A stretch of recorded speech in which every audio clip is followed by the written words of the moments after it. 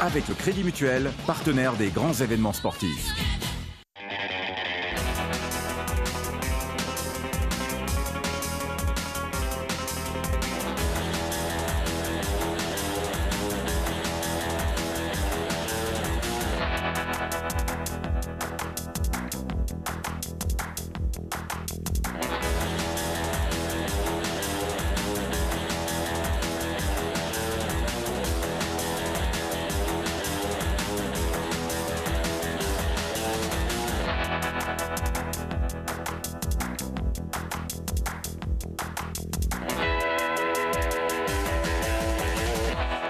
C'est très chaud dans LSD, le mag numéro 62.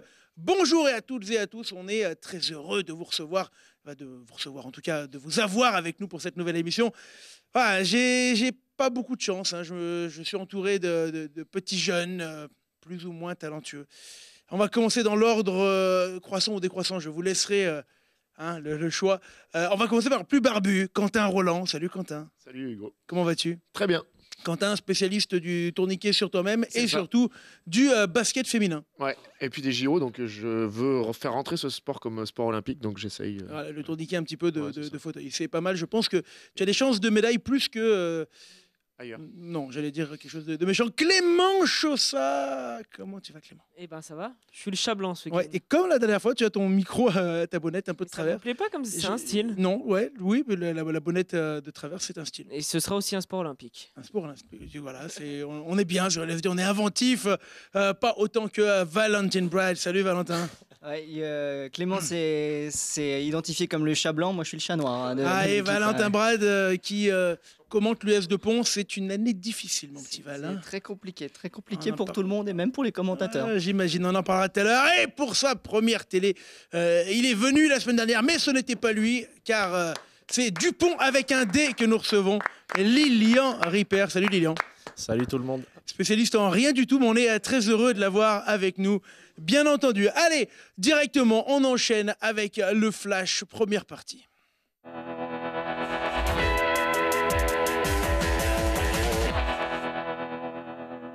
Oui, c'est bon pour moi. Je pense que le nul est logique par rapport à la physionomie du match.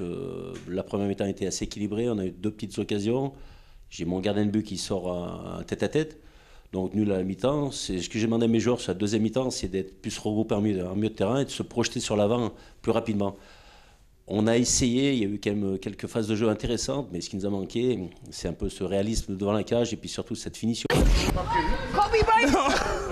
Non, c'était un match qu'on a préparé sérieusement et on s'est donné les moyens de gagner ce soir. Oui, merci. Ça fait du bien de réaliser des cartes comme ça contre une grosse équipe de L2. Oui, ça fait du bien, surtout à domicile. Et les supporters qui étaient présentes et les filles, elles nous ont accompagnés tout le long du match. La une a été présente et ça fait toujours du bien.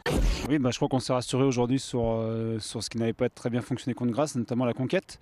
On savait aujourd'hui que Serret était une équipe qui n'était pas très forte en mêlée. On l'avait déjà vu au match aller là-bas, mais en se mettant en route à la 40e, on avait oublié les 40 premières minutes. Donc oui, aujourd'hui on s'est rassuré puisque on renoue avec la victoire.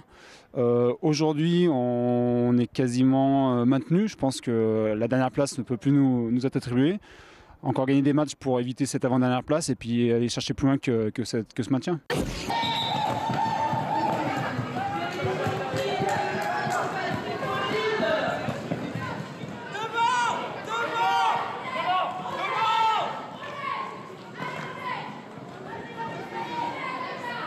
Ouais, elle fait vraiment du bien parce que ça fait quand même 4 matchs que ça fait l'inverse en fait. À chaque fois on perd à la fin. Là on gagne à la fin pour une fois, ça nous sourit quoi. On s'est filé, on serre les miches depuis, ça fait 1 mois et demi que ça dure. Raté. Ça fait 1 mois et demi que ça dure et ça fait vraiment plaisir. Et puis le vieux est là, et je suis encore là et je serai encore là jusqu'à la fin et on maintiendra ce putain de club en Fédéral 2 comme c'était prévu. Oh, arrêtez à 3 mètres, JC marre le ballon, le cadre. La pénalité face au photo. La pénalité face au photo, jouez rapidement par Roussillon. Laissez peut-être le renard. Et oui, l'essai de Renage là en fin de match, mais c'était pas suffisant pour la victoire. Bon petit Val, un petit mot rugby? Non, on en parlera après parce que pour la 8e fois de l'année, vous êtes dans le bad trip, ça nous fait pas plaisir, mais c'est comme ça. Lilian, tiens, Lilian. Ça va, Lilian? Oui, ça va bien, merci. Un petit mot sur le hand féminin, Lilian, parce que tu es spécialiste de hand et de féminin, donc de hand féminin. Le hand féminin, il se porte comment en Isère? Bah, ça dépend quelle catégorie. Non, globalement, Bah, on avait anciennement Pôle Sud, en D2, club qui n'est plus, est remplacé par le HBC2E qui joue du coup en N2. En N2, merci. et qui pourrait être rejoint dès l'année prochaine. Oui, parce que Saint-Égrève se porte bien. Ils sont 3e du classement, l'USSE. Et bah, ils ont perdu ce week-end de 1 but contre Beaune.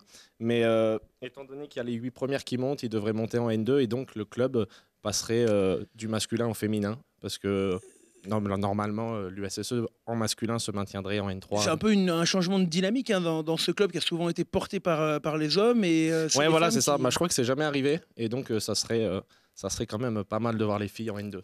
D'accord. Et il y a une vraie chance de monter. L'HBC2E, le maintien jouable ou pas en N2? Ouais, je pense que c'est jouable. Elles sont elles sont 10e à 1 point de la dernière, à 3 points de la 8e, qu'elles jouent dans 2 semaines à Hackenheim. Donc, il y a possibilité de se maintenir. Elles sont sur peut-être une bonne dynamique, on l'espère, parce qu'elles ont gagné ce week-end contre Colmar de 3 buts. Un point sur l'actu basket, mon cher QR.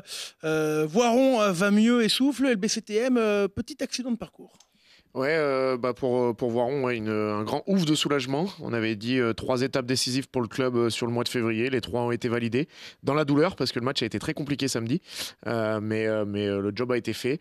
Et pour le BCTM, un petit accident de parcours contre une grosse équipe de Villeurbanne qui revient en forme, qui a eu un passage à vide il y a quelques temps, mais qui revient comme grand favori pour moi sur les playoffs. Merci. Alors, Roland, mon cher Clément, je me suis un petit peu perdu. Clément, le FCG, victoire importante pour le FCG avec un magnifique essai de Nigel Hunt. Oui, un magnifique essai de Nigel Hunt et le FCG qui retrouve la victoire à domicile puisque lors de la dernière journée, il s'était incliné contre Perpignan. Mais cette fin de saison, elle va être très intéressante parce que là, il y a 7 équipes qui vont, même peut-être 8 si on compte Angoulême, qui vont se battre pour les premières places. Donc ça va être hyper intéressant. Un petit peu en dessous, Fédéral 1.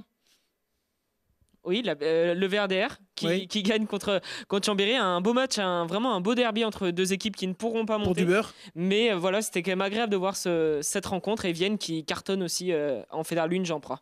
Allez, merci. Non, on en parlera tout à l'heure, Valentin. On garde le meilleur pour la fin, car c'est le moment de la perf.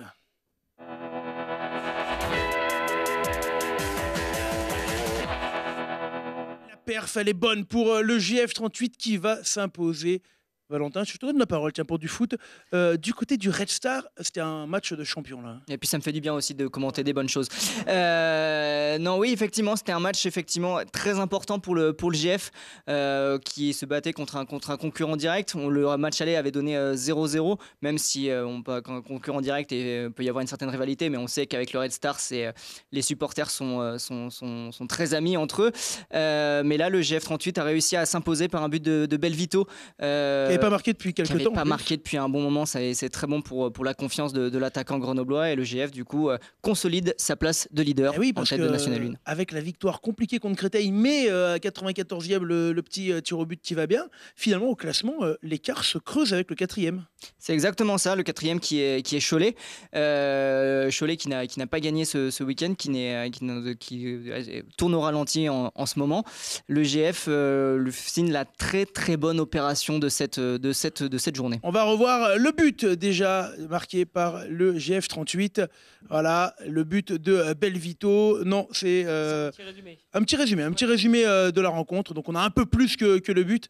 Clément, tu voulais rajouter sur ce match? Le GF38 a vraiment joué en champion. Ils ont maîtrisé tout le long de la rencontre. Ils ont été inquiétés qu'une seule fois dans le match et sur cette frappe, cette belle arrêt de Brice Maubleu. Mais derrière, vraiment, le GF38 a dominé toute la rencontre. C'était vraiment impressionnant.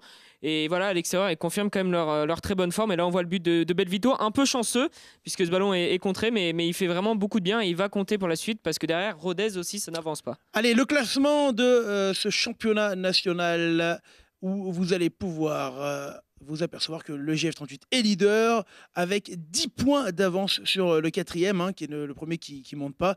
On va dire qu'on est quand même bien parti, Quentin. Ouais, même s'il faut quand même mettre un petit peu d'attention sur ce classement, parce qu'il y a il y a un match d'avance du GF38 par rapport à Rodez et Red Star. Mais malgré tout, 5 points d'avance sur le Red Star. On sait que les 2 premières places sont quand même importantes pour éviter ce barrage contre une équipe de Ligue 2. Voilà, c'est quand même l'objectif pour monter et pour s'assurer une montée un peu plus facile, de terminer dans les 2. Oui, Clem. Puis surtout, si ça se joue à égalité, donc avec Rodez et le Red Star, le GF38 aurait la différence particulière qui peut aussi compter pour la montée puisqu'ils ont gagné contre les deux. Merci pour la partie à football. Allez, Clément Valentin, on enchaîne avec les photos du week-end avec le FCG Quad. C'est la partie handisport du FCG Val. Exactement, qui était en compétition, la première ici à Grenoble, qui a joué contre Paris notamment. Le FCG qui s'est imposé contre Montauban, l'ancien leader. Le roller derby, Clément, on sait que tu adores ça. Oui, j'adore ça et je salue Philippe qui nous a ramené des belles images. C'était championnat de France ce week-end. Ouais, un peu de basket avec cette défaite amère du BCTM et cette belle victoire du PVBC. En tout cas, on remercie une fois de plus nos photographes, Philippe Crouzet et Laurent Lardière, qui écument tous les terrains et gymnases du département et de Navarre. Oui, Quentin, je sens que tu allais dire quelque chose. Non, mais c'est pas plus mal parce que je n'avais pas très envie de t'écouter. Là, mauvaise performance, c'est le bad trip. Et là, attention, l'heure, elle est très, très, très grave. Le bad trip.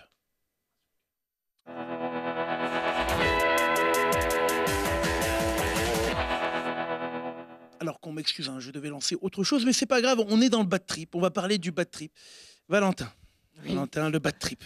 Bad trip, c'est moi. C'est toi. Oui. C'est surtout l'US de Pont, c'est Fédéral 3, qui avait bien entamé son championnat, qui a, je crois, 4 victoires en 5 ou 6 matchs là, et patati, patatou, patatouf, je sais pas comment on dit d'ailleurs, mais patata. C'est simple, ils avaient fait un mois d'octobre parfait en 4 matchs, 4 victoires, et depuis, plus rien, pas d'électricité. 10 matchs, 10 défaites, terribles, des défaites extrêmement serrées, parce que sur ces 10 défaites, ils ont pris 8 points défensifs, 8 bonus défensifs, donc ça fait 8 points au final et ça fait donc l'équivalent de 2 victoires supplémentaires. Mais malgré tout, pour la confiance, c'est terrible. C'est terrible pour les Pontois qui ne mènent plus. Mais là, la dynamique, elle est incroyable parce qu'on l'a dit, ils avaient 4 victoires. Autant que Cessin, qui avait 0 victoire à l'époque, vient de faire en 6 ou 7 matchs. Du coup, finalement, le classement, au fond, il est hyper serré. C'est-à-dire entre l'US de Pont, 9e, et Cessin, qui est en train de remonter progressivement, il y a à peine plus d'une victoire. On peut même rajouter dans ce classement le RCVT qui a 1 point devant l'US de Pont, et ça se joue effectivement à rien, donc ça nous offre une fin de saison palpitante en Fédéral 3, mais je crois que du côté de Pont-Cléan, ça serait bien passé de cette terrible mésaventure. Ouais, on va voir un petit peu dans les prochaines semaines les images rapportées du coup par l'excellentissime Valentin Brad. Là, après le match, c'était surtout de l'énervement parce qu'on a fait en grosse partie un non-match. On a dû jouer 2 actions comme il faut. Là, on met 2 essais. Et si on avait fait un bon match toute la partie, on aurait certainement gagné le match. Comme si on avait mis la même intensité, peut-être qu'on a mis à Rive. Aujourd'hui, ça aurait été peut-être la victoire. Après, on ne sait pas comment ça aurait pu se dérouler, mais je pense qu'avec l'envie qu'on avait mis à Rive, on aurait pu gagner le match, je pense. Une nouvelle fois, on passe pas loin. On perd encore à 1 point. Aujourd'hui, on n'a pas fait un bon match. Première mi-temps, on a fait un peu un non-match. Deuxième mi-temps, on se réveille un petit peu, mais c'est pas ça non plus. On va mettre un essai, on n'arrive pas à passer devant malgré tout. Et une nouvelle fois, on finit à 1 point, on meurt. Une nouvelle fois, on meurt à 1 point. Et c'est frustrant parce que une nouvelle fois, c'est une défaite. 10e défaite de suite. Certes, on prend encore un point de bonus défensif, mais bon, ça va pas nous sauver, quoi. À un moment donné, il va falloir gagner un match. La suite du championnat, ça donne quoi pour l'US de Pont ? C'est très très compliqué avec un déplacement dans 2 semaines à Rhône 15 qui est un concurrent. Toujours compliqué de se déplacer à Bourg-les-Valences. Ensuite, il y aura la réception d'ISO 5e qui sera en lice pour la bagarre pour les 4 premières places. Il y aura ensuite le déplacement à Saint-Jean-de-Bournay qui est juste en dessous au classement. Puis la réception de Cessin qui jouera sa vie. Donc là, dans la dynamique actuelle, c'est un calendrier extrêmement compliqué. Oui, parce que le championnat Val approche petit à petit de la fin, là. Ah bah on n'a jamais été aussi proche de la fin. Oui, bah c'est pas faux. Voilà. Il reste quoi, 7 matchs? C'est ça, exactement. Donc très peu, ouais, il reste encore très peu de rendez-vous. Et les chances de victoire, les opportunités de victoire sont de moins en moins grandes. Et surtout dans cette spirale absolument terrible. Au moins la cote de la victoire du As de Pont commence à valoir le coup. Donc c'est dommage qu'on ne puisse pas jouer sur la Fédérale 3. Je serais déjà plus en poste.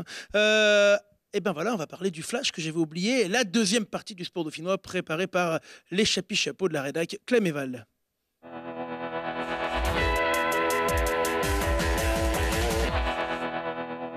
Si je fais les comptes, goal average particulier, on est devant eux, puisqu'on a perdu 15-12 et que là on vient de gagner 14-10. Donc ça veut dire que si jamais on était éligible toutes les deux équipes et qu'on venait à être à égalité, bah, c'est nous qui passerions. Donc voilà, c'est anecdotique, mais en tout cas je trouve que voilà, autant on a des défauts récurrents sur notre capacité à être constant dans les efforts, autant voilà, on fait preuve quand même de caractère depuis quelques temps, donc c'est intéressant. Je pense que voilà, c'est un match qui il y a 2 mois on n'aurait pas gagné par rapport au simple fait que défensivement je pense qu'on est bien en place et qu'on a su faire les stops nécessaires au moment où il fallait. Voilà, après ce soir on n'a pas d'adresse. Voilà, on fait une première mi-temps un peu K1, K1. Bon, on est dedans parce que en face, elle rate quand même des tirs faciles qui nous permet de rester dans le match. Après, on fait une deuxième mi-temps correcte, il n'y a pas de problème sur le jeu. Après, effectivement, on l'a pas mis dedans. Voilà. Le principal, c'est de gagner, d'assurer le maintien. Donc ça, c'est un bon point. Non, je pense pas qu'on ait manqué de motivation parce qu'on est une équipe qui est toujours motivée, qui a toujours envie de bien faire. Et je sais pas ce qui s'est passé. Et voilà, oui, d'habitude, on est direct dans le rythme. Là, on avait un peu d'hésitation. Mais bon, après, c'est beaucoup de déception ce soir quand même. On a donné le bâton pour se faire battre. En première mi-temps, on a beaucoup joué, on a beaucoup tenu le ballon. À la sortie, on s'est usé face à une équipe qui a été très pragmatique, très efficace. On n'a pas été capable de faire l'écart au score. Et en deuxième mi-temps, on a commencé, je dirais, à chacun vouloir jouer sa partition, à jouer chacun son petit numéro. Et quand on ne joue pas en équipe, du coup, on risque, comme ça s'est passé aujourd'hui, dans les arrêts de jeu de la deuxième mi-temps, à prendre un drop qui, effectivement, comme tu le dis, vous crucifie. Parce que ça reflète pas vraiment le match. On avait le match en main, on mène 1-0. On se fait prendre un but, ensuite on pousse, on se prend un deuxième but, on a essayé de revenir et puis à la fin, 90e minute, troisième but, ça nous a achevé. Et match perdu, après il faut se remettre en question et je pense que le match prochain ça ira mieux, du moins je l'espère.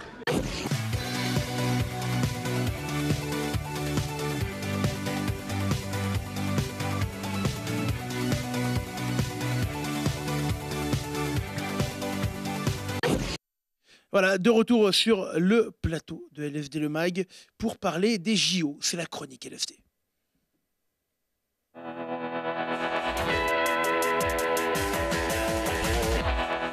Avant de parler des résultats, la mauvaise nouvelle qui vient de tomber pour Ophélie David qu'on avait reçue sur ce plateau. Oui, elle rêvait d'une dernière Olympiade, mais malheureusement, à quelques jours de son grand rendez-vous, elle s'est blessée. C'est sûrement les ligaments croisés. Elle s'est blessée à l'entraînement ce lundi. Et on pense quand même à elle parce que c'était sa dernière peut-être course de sa carrière, fin de carrière pour elle, sur des ligaments croisés. C'est terrible. Ouais, dur pour Ophé, on l'embrasse. Allez, petit point sur nos Dauphinois en lice. Quentin, le biathlon, dans l'ombre de Fourcade, que s'est-il passé ? Pas grand-chose malheureusement dans l'ombre du leader de l'équipe de France, puisqu'en termes de résultats, c'est compliqué pour Anaïs Chevalier qui a du mal dans ses JO. Une 28e place sur l'individuel, 29 sur la mass start. Marie Dorin-Imbert qui a malgré tout fait une bonne perf sur la mass start avec cette 9e place, mais elle l'espérait quand même un peu Quentin, mieux. on attendait mieux quand même. En fait, on a tellement été bercé par des belles perfs du biathlon qu'on est déçu qu'on n'en a plus, quoi. Ouais, il y a un gros problème quand même à noter sur ces JO, c'est les performances au tir qui sont difficiles pour les Français et les Françaises. Et c'est vrai que du coup, automatiquement, c'est un sport quand même où il y a les deux disciplines qui se mélangent. Et quand on tire mal sur le biathlon, c'est compliqué d'être bien classé. Un petit mot sur le half-pipe, mon cher Valentin. Oui, avec là encore un petit peu de déception côté dauphinois, avec notamment là aussi sans doute une fin de JO pour Sophie Rodriguez, une fin de carrière pour Sophie Rodriguez, qui était tout simplement une figure dans sa discipline et qui a chuté 2 fois malheureusement, qui n'a pas pu se qualifier pour la finale. Lucille Mora se classe 21e, un résultat un petit peu décevant, même malgré tout, mais on espère voir Thomas Krief relever un petit peu le bilan des Dauphinois dans cette discipline et le halfpipe. Un peu de ski, mon cher Clem. Un peu de ski alpin, et comme tu le disais, dans l'ombre de Pinturo, cette fois-ci, il y a les filles qui ont beaucoup de mal cette année, côté français, Tessa Worley qui était très loin, mais du côté dauphinois, on peut quand même se satisfaire parce que Jennifer Fio signe une de ses meilleures performances de sa carrière donc aux Jeux Olympiques, et on pense aussi à Anya Cale qui est du team France U et qui finit 36e. C'est une Roumaine, mais qui commence à monter en puissance. Tout à fait, belle course effectivement de Jennifer. Un peu de hockey, mon cher QR, avec les BDL in Fire. En fait, pour que ça marche bien au JO pour les Dauphinois, il ne faut pas être français, il faut être slovène. C'est ça, ou roumain. Puisque les Slovènes, ils ont fait une belle perf sur les phases de poule, malgré la déroute contre l'équipe de Russie, avec cette victoire contre la Slovénie qui leur offre cette match de qualif contre la Norvège. Et en cas de victoire contre les Norvégiens, ça serait un quart de finale derrière. La Russie qui sera probablement championne olympique, ou pas loin. Vu l'absence des gros joueurs de NHL, un petit dernier mot sur le patinage, pas très artistique pour Shafik.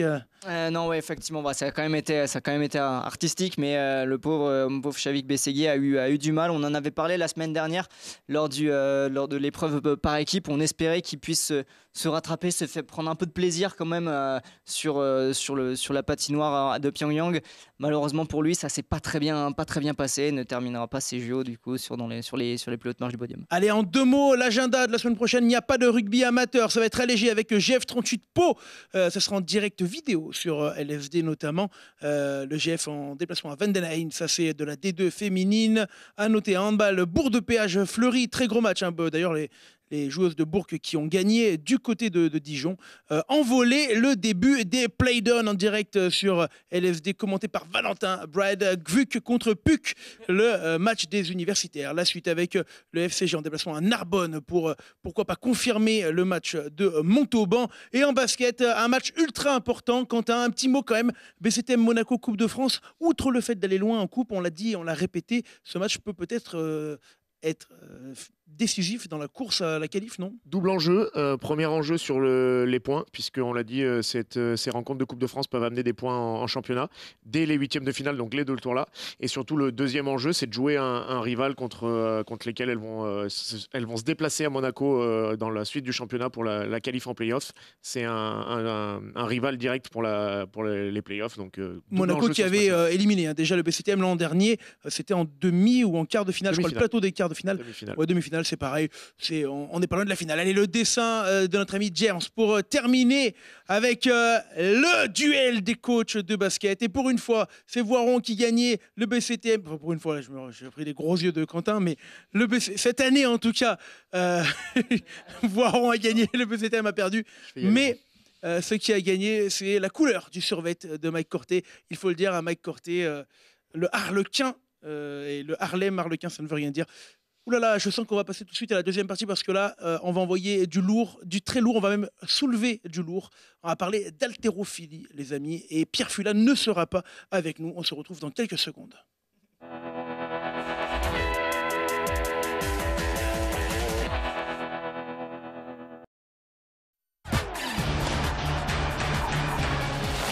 Avec le Crédit Mutuel, partenaire des grands événements sportifs.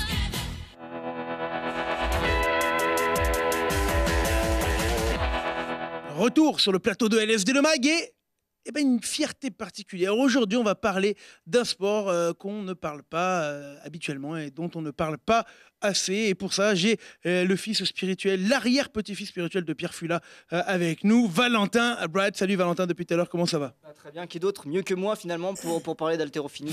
Moi, avec je pense que kilos tout mouillé. C'est ça, tu es presque aussi léger qu'une barre Valentin Barre.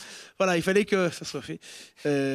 Passons à autre chose. Nous recevons les champions de France par équipe de l'haltérophilie. Alors, ils sont 3 sur le plateau. On va commencer quand même par le plus âgé, en tout cas on peut dire le plus expérimenté, le directeur sportif de Saint-Marcelin.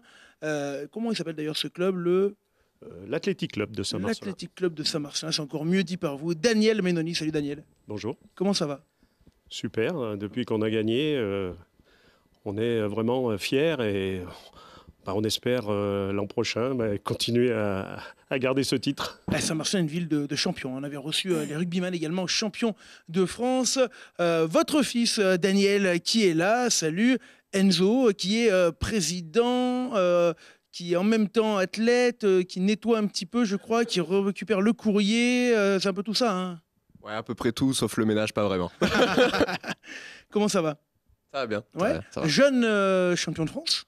Tout récent par équipe, ouais, tout récent. Voilà, et à côté de toi, nous avons la star venue de Futuna et pas de Wallis, ou c'est l'inverse? De Futuna, c'est ça. Israël. Kaiki Lécoffé, c'est bon comme ça? Voilà, je ne me suis pas trompé. Également à Saint-Marcelin. Depuis combien de temps Israël? Depuis... Hop, bien dans le micro. Depuis 2016. Depuis 2016 au club de Saint-Marcelin. Donc voilà, on va parler haltérophilie, mon cher Val. L'haltérophilie, quelle image tu en avais, toi, Valentin? L'image qu'on pouvait avoir par les JO finalement, parce que c'est que par ce biais qu'on peut véritablement voir un peu d'haltérophilie, en tout cas dans les médias. Mais effectivement c'est un privilège de recevoir les champions de France par équipe, et en plus c'est dans notre région à Saint-Marcelin, où finalement sur Grenoble il n'y a pas de club véritablement d'haltérophilie en compétition, et donc c'est un privilège de les avoir sur ce plateau, eux qui ont été champions de France. Alors voilà, c'est la mise au banc. Je vais lancer ça fait longtemps qu'on l'a pas lancé notre virgule mise au banc. Mise au banc.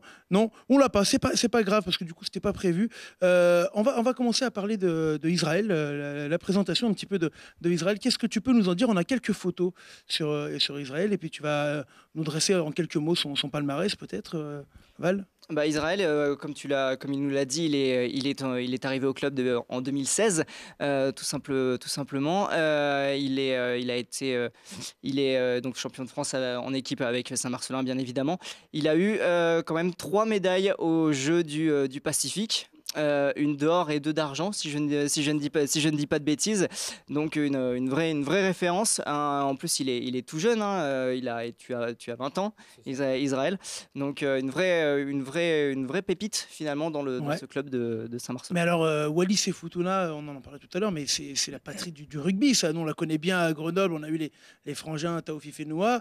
À mon avis, on pratique pas trop d'haltérophilie là-bas. Comment on en vient à faire de l'haltérophilie dans une culture de rugby comme ça?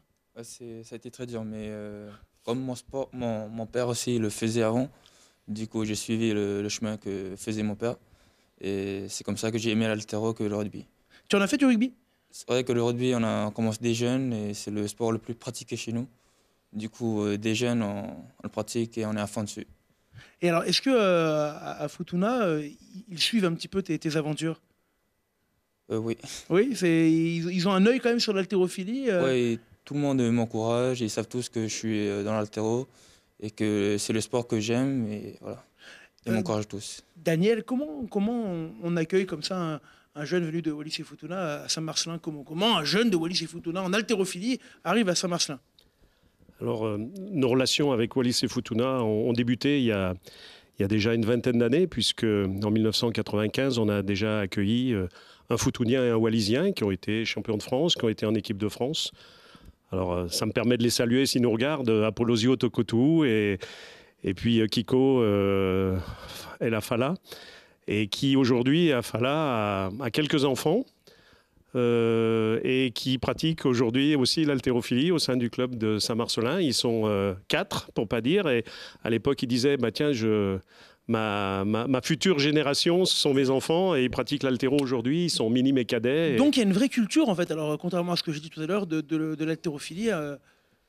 Oui, une culture des hommes forts. Une culture des hommes forts sont des îles où vraiment on a des gabarits très intéressants, des qualités physiques impressionnantes, de vitesse, de tonicité, etc. Alors, Israël, il n'a pas choisi le rugby, mais en fait, l'haltérophilie, c'était le sport de son papa. Et puis, moi, Enzo, il a choisi aussi le sport de son papa et de sa maman. Et je pense que, on ne l'a jamais poussé. Et je pense que pour Israël aussi, le papa ne l'a jamais trop poussé. Mais il nous l'a confié. Il l'a soulevé, pour le coup. On ne pousse pas trop. Hein, mon cher Enzo, c'est à toi. 19 ans président. Valentin, qu'est-ce que tu peux nous dire de Enzo? Tout simplement, lui aussi une pépite de ce club de Saint-Marcelin, même de l'haltérophilie française, tout simplement. Tu accumules les titres de champion de France, ne serait-ce par équipe, mais aussi en individuel, par le passé en étant chez les plus jeunes. Là, sur les derniers championnats du monde de Tokyo, chez les espoirs, tu as augmenté tes records. Alors, si je ne dis pas de bêtises, c'est 149 kilos à l'arraché, 166 à l'épaulé jeté. Dans le micro. Ouais, au championnat du monde à Tokyo, c'était ça, il me semble. Ouais. Donc voilà, un jeune haltérophile déjà auréolé avec succès, mais qui progresse d'année en année. Les ambitions, Enzo, pour la suite, au niveau individuel, c'est quoi? À long terme, les ambitions, on a un peu tous la même après quand on arrive à ce niveau-là. C'est les jeux. On rêve des jeux, comme le disent si bien pour Paris 2024, mais on rêve des jeux aussi en individuel, aussi bien même pour Tokyo 2020 si l'occasion se présente. Les jeux, Daniel, c'est pas facile pour l'instant pour l'haltérophilie mondiale. On va dire que l'avenir olympique de l'haltérophilie ne tient plus qu'à un fil. Exactement. Malheureusement, avec tous les cas de dopage qui ont été soulevés depuis même les Jeux Olympiques de 2008 et 2012, il y a des nations qui ont été suspendues par la Fédération mondiale. Et ces nations, en particulier, 9 nations qui n'étaient pas présentes au dernier championnat du monde. Et malheureusement, si le dopage continue et qu'on a autant de cas de dopage, même si on est un sport très contrôlé, eh bien, la présence des haltérophiles en 2020, pour l'instant, est assurée. À Tokyo, c'est sûr. En 2024, imaginez, ce serait à Paris, on n'aurait pas d'haltérophilie à Paris, tout le monde serait hyper déçu. D'autant plus qu'automatiquement, quand on est un pays organisateur, on a des participants. On a 4 garçons et 4 filles qui sont automatiquement, les représentants du pays. Ce serait une catastrophe pour nous et j'espère qu'on continuera cette chasse au dopage. Alors là, vous avez mis un doigt sur le dopage. Ça a vraiment nui quand même à l'image de ce sport, un petit peu comme ça a pu le faire Valentin pour le vélo, avec peut-être des conséquences un peu plus fortes pour l'haltérophilie. Mais effectivement, puisque le vélo reste assez médiatisé comme sport, ce qui n'est pas le cas de l'haltérophilie, je vais y arriver, qui profite de cette vitrine des JO pour s'afficher tout simplement. Et en plus, ce serait terrible pour l'haltérophilie de perdre les JO parce que c'est la discipline olympique par excellence. Oui. Elle était là depuis voilà, exactement. Elle est là depuis les premiers Jeux olympiques. 1896. Voilà, exactement. Et puis on peut même parler des Jeux olympiques grecs, tout simplement. Donc à partir de là, ce serait quand même vraiment contre-culturel, bref, de ne plus les voir aux Jeux olympiques. Alors bon, c'est pas qu'on voulait parler de dopage, mais on a une rubrique chez nous qui s'appelle le pote belge. C'est plutôt le pote belge que le pote belge, et c'est maintenant.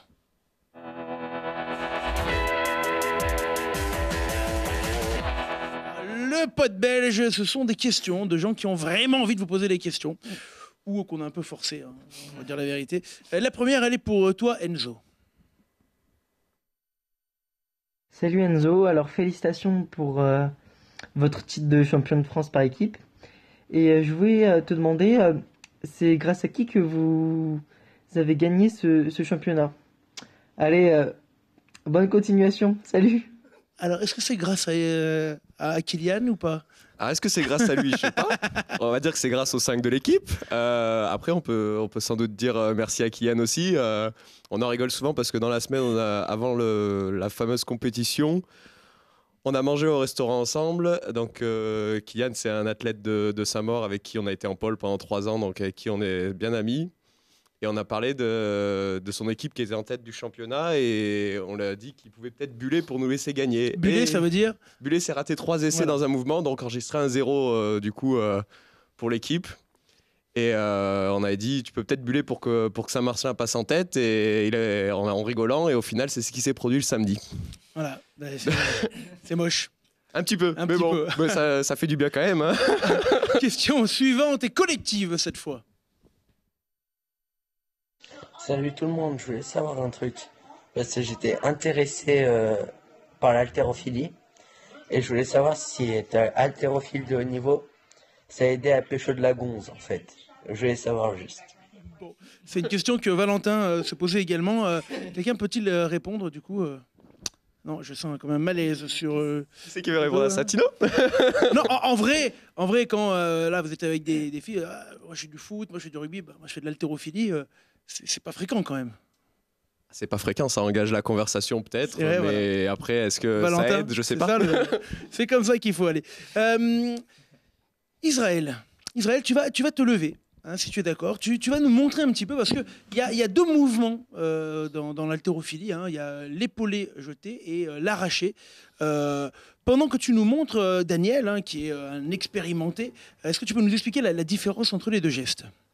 Bon, alors, le mouvement de l'arraché, qui est le premier mouvement qu'on pratique en compétition, on a une prise de main large, voilà, on se positionne avec le dos bien placé, et en un seul temps, on doit amener la barre à bout de bras. Voilà. Donc, on fait en même temps une flexion, et c'est un mouvement qui exige de la coordination, qui exige de la rapidité, donc de la vitesse, et de la puissance, bien sûr, parce qu'avec les barres qu'arrache Israël, il faut une certaine force, une certaine puissance. Du coup, c'est un mouvement qui peut arracher la chemise. Et j'ai vu un petit peu, ça s'est tendu derrière là. Je veux rien dire, mais voilà. C'est vrai, donc ça, c'était le premier mouvement. Le second, Daniel. Le second, c'est l'épaulé jeté. Donc c'est en deux temps. On soulève la barre avec une prise de main largeur des épaules. On l'amène à l'épaule. Et puis ensuite, on doit la propulser à bout de bras par une impulsion des jambes. Et avec tout le corps, on la propulse en haut. Et donc on amène la barre et on revient toujours à la même position finale face aux arbitres, face aux juges qui valident ce mouvement. Alors dans ce mouvement-là, on soulève beaucoup plus lourd qu'à l'arraché. Oui, c'est ça. On a un petit temps de récupération, je dirais, au niveau de l'épaule. Maintenant, le record de France, c'est combien? Alors Israël, ça dépend des catégories. Il fait à l'épaulé jeté, il fait 182. Le record de France, maintenant, ils sont tous les deux seniors, donc ils sont très élevés en seniors, mais disons que Enzo avait le record, détient le record à l'arraché avec 156 kilos. Israël, dans ce mouvement, à l'arraché, il réalise lui 152. Et à l'épaulé jeté, Israël, il fait 182. Enzo, un tout petit peu moins. Et au record, le record du total, c'est à l'addition des deux, c'est Israël qui l'a, avec 332 kilos. Ah ouais. Alors, Israël, on a un défi pour toi. On a un défi parce que bon, là, c'est une barre légère. Elle fait quoi, 5 kilos? Ouais, il y a à peine 10 kilos là-dessus, voilà, ouais, c'est vrai. C'est ça, 10 kilos. Nous, on a la barre la plus lourde de France ici. Elle fait 49 kilos. Valentin Barre, voilà. Est-ce que tu peux te lever, Valentin, s'il te plaît? Il est destiné à l'haltérophilie. Voilà, Valentin, lève-toi. Valentin va faire la barre humaine. Est-ce que tu es capable d'arracher Valentin et de le monter? Il fait 49 kilos. Est-ce que tu acceptes le défi, Israël? T'as pas le choix. Comment peux-tu le soulever? Allez. C'est quoi le mieux? C'est un épaulé jeté ou... Ouais, peut-être à l'épaulé jeté. Tiens, Valentin, pousse un peu la barre. Sachant que Valentin est très très fort pour se raidir. Hein. Il a ça en lui. Valentin, vas-y, tu vas te raidir. Voilà, c'est comme dans HeroCorp, tu sais, hein, quand tu te raidis d'un coup, voilà. Est-ce que tu crois que... Voilà, il pourrait peut-être une bonne prise au moins jusqu'à l'épaule, c'est vrai. Attention, Valentin, un épaulé jeté. Jusqu'à l'épaule. Le jeté, ça va être dur, on va détruire le studio. Il est tendu. Est-ce qu'on va réussir à... Oh oui, aïe, il est juge. Attention, en deux coups peut-être, Valentin. Il se désagrège, Valentin. Il est pas bien. Aïe, Israël, peut-être pour le record de la barre, non? C'est compliqué, est-ce que les juges vont valider Israël? Non. Aïe, c'est validé, oui. C'est bon, c'est validé, tu peux le jeter au sol et laisser le rebond de Valentin Barre. Merci. C'est un défi merci. Extraordinaire. Allez, écoute, je pense que c'est le lever de barre la plus lourde que tu feras dans ta vie, Israël. Ça, c'est sûr. Ça va, Valentin? Ça va très bien, ça va. Tu t'es senti... t'as pas tenu hein, quand même là. Non, effectivement, plus raide que ça. Faut que je gagne davantage. Ouais. Sinon, tu ne seras jamais champion olympique de touch, hein, puisque c'est il n'y a pas de JO, de touch au JO. Ouais, Enzo, on a un autre truc pour toi, c'est le deal LSD, s'il vous plaît.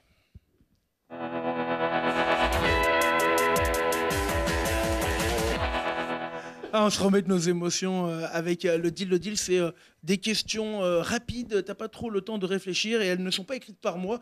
Du coup, je me dédouane des questions qui sont mauvaises. C'est plutôt Clément Chaussat, dit petit-fils de Mamie Dédé. Alors, est-ce que tu es prêt? Oui. Alors, attention, Enzo. Arraché ou épaulé jeté? Arraché. Jambe ou bras? Jambe. Champion du monde ou champion olympique? Champion olympique. Médaille de bronze au JO ou champion du monde? Médaille de bronze au JO. Ah, quand même. Hein. Ouais. Naïm Souleymanoglou ou Vassili Alexeyev? Alexeyev. Même si les deux n'ont pas très bien fini. Choix de... Tu fais avoir mon truc. Alexeyev ou Pierre Fula? Alexeyev. Non, Daniel. Moi, Pierre Fula, quoi. Pierre Fula, c'est un copain, mais bon, c'est un ancien, Pierre un Fula. grand champion. Bon, non, Pierre journaliste Fula. en Non, plus. je refuse. Pierre Fula. Les grosses catés, c'est mieux, les grosses catés. Nous, on est des grosses catés. Non, là, Magnési ou Coq, on l'a fait. Enzo Ferrari ou Enzo Zidane? Ferrari. Président ou athlète? Athlète. Alter ou ego? Alter. C'est pas trop ce qu'on nous a dit, hein, notamment Israël qui se plaignait de ça. Ah. Bon, on va régler ça après. Petit pois ou haricot? Pas très légumes. Pas très légumes. Effectivement, c'est pas le régime. Allez, deal validé. On passe rapidement là-dessus parce qu'on est déjà quasiment à la fin. On a un autre pote belge, alors c'est la virgule pote belge.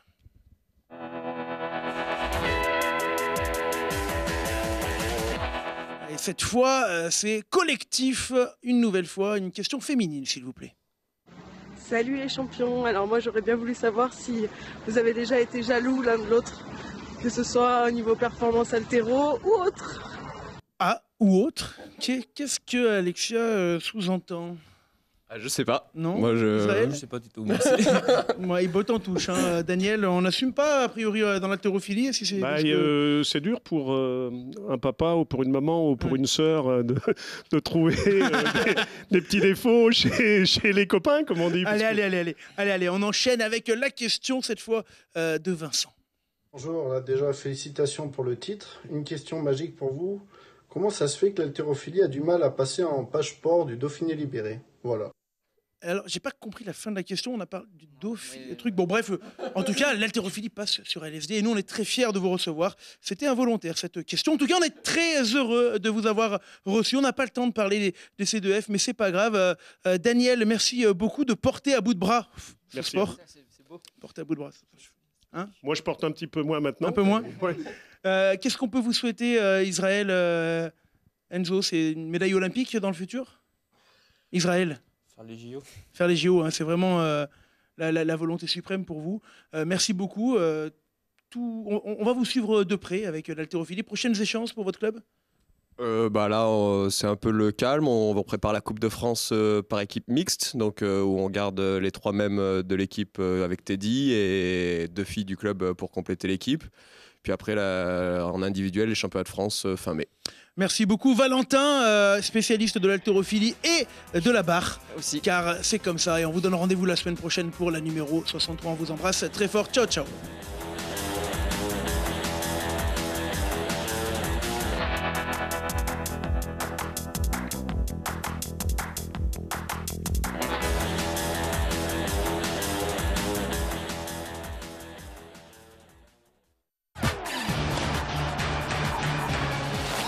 Avec le Crédit Mutuel, partenaire des grands événements sportifs.